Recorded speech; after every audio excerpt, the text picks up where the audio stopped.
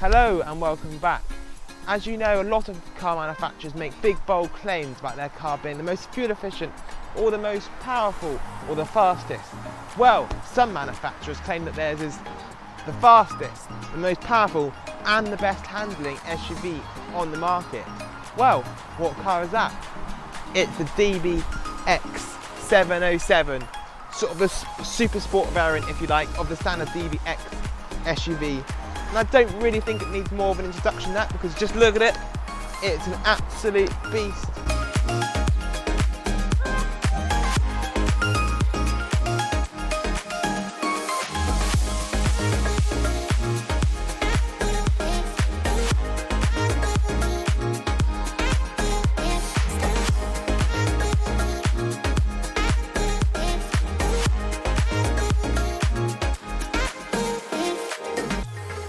Now, DBX 707, you may be wondering, what's the 707 about?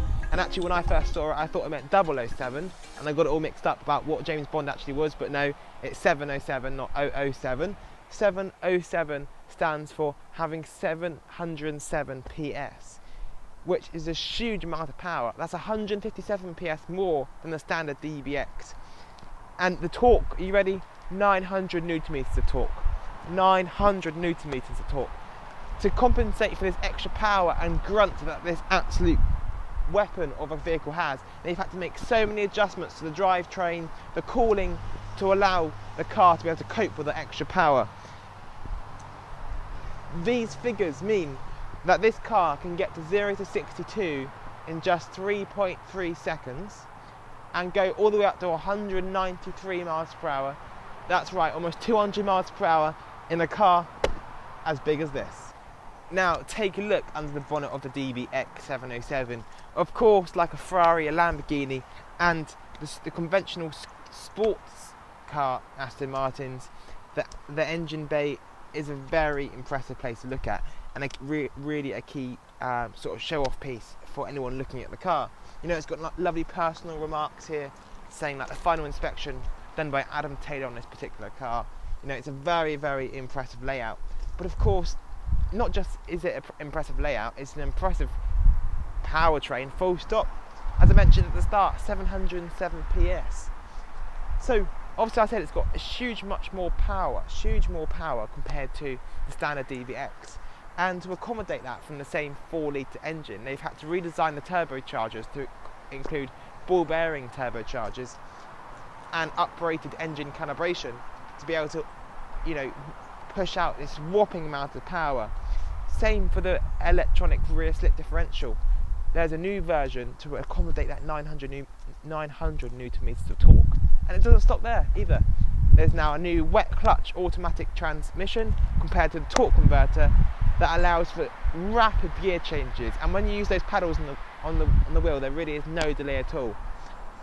And you think it's got a huge grille. Is that all for styling? No, it needs it to cool this hugely highly calibrated engine and all the components in it. You've got uprated brakes, as you can see, absolutely huge.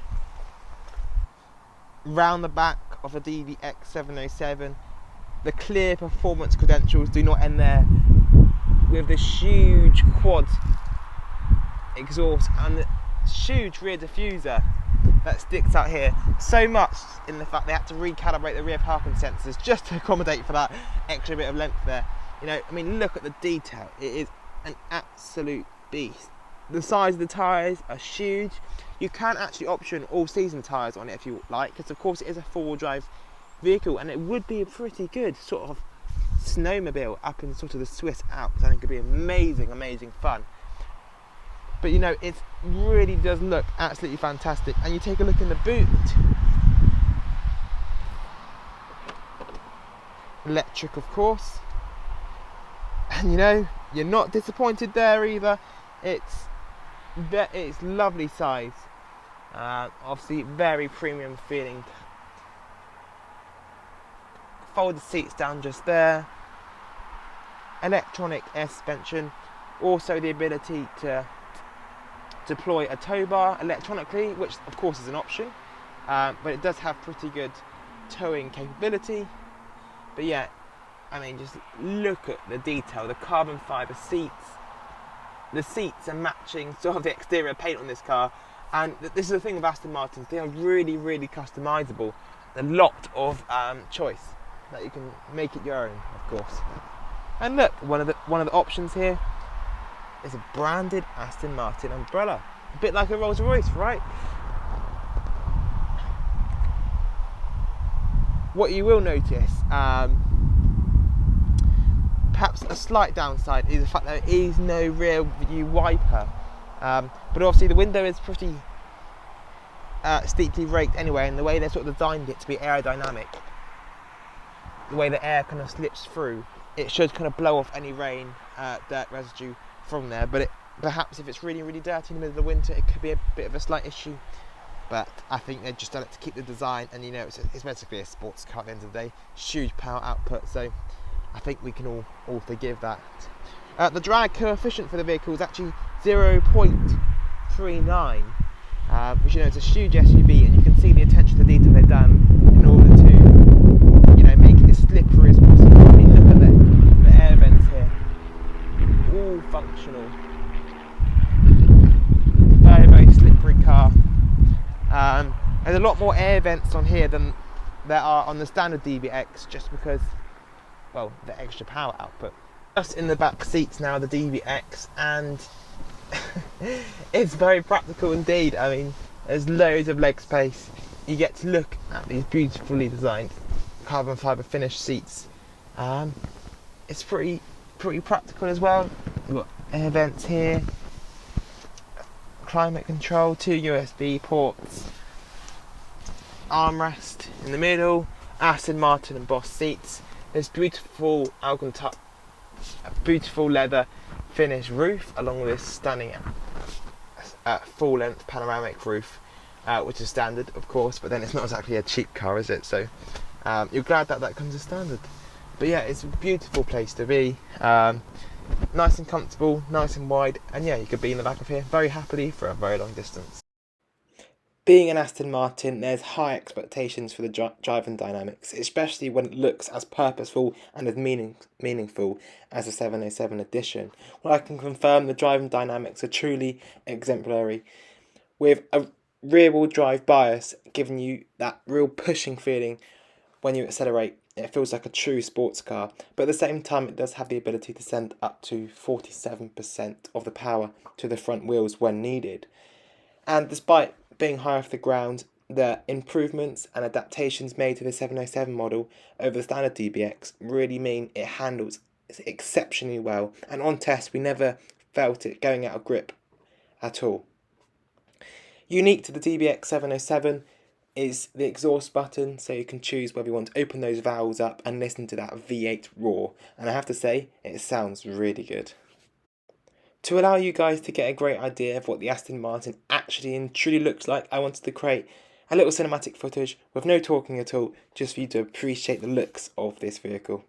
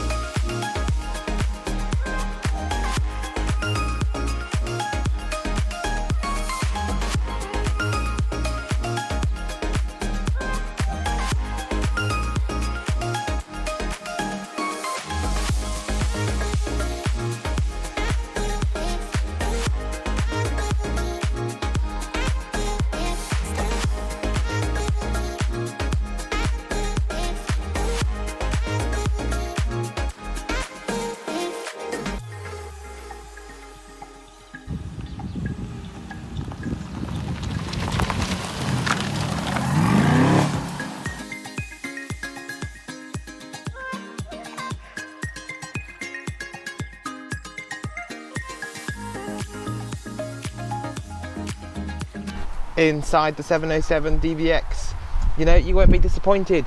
Yes, it has really sport focused seats that will certainly hug you in going around the corners. You can actually downgrade to the comfort seats free of charge if you wish, sort of depending on your focus of the car. But it's a really lovely place to be, and you're not going to be disappointed at all. You know, lovely Alcantara steering wheel here with the huge carbon fibre paddles, really feel lovely touch and everything like that. Of course, got the full digital dash here, which is crystal clear. The sort of the central entertainment, the central sort of part of the interior here does take a bit of getting used to, because you've got a lot of buttons. That's not the volume knob. I think as everyone sort of thinks it is at first. The volume knob's actually just this little dial here, but of course, you know, spend 2 minutes in the vehicle and you'll find out where everything is. Unique to the DBX 707 as well is the exhaust button, which makes it exhaust considerably louder. You do not have to be in sport mode for it to be louder. You can just press that in normal GT mode and you have the full exhaust noise. The sat-nav screen and the infotainment screen is pretty large. It's not a touch screen, it's all done through this rotary controller just here. You know, it's not the highest quality maps, like, it is relatively basic, but you know what, it does a job. And I don't think you really buy the Aston Martin DBX 707 for the sat nav and infotainment system. It's more bought for sort of the pure performance. So I think we'll let it off for that, and it does the job absolutely fine. And the sound system is great, actually, by the way, as well. But yeah, the steering wheel is absolutely stunning. Frameless rear view mirror there. Looks really nice, and like I said before, the full leather detailing across the roof, it's absolutely impeccable.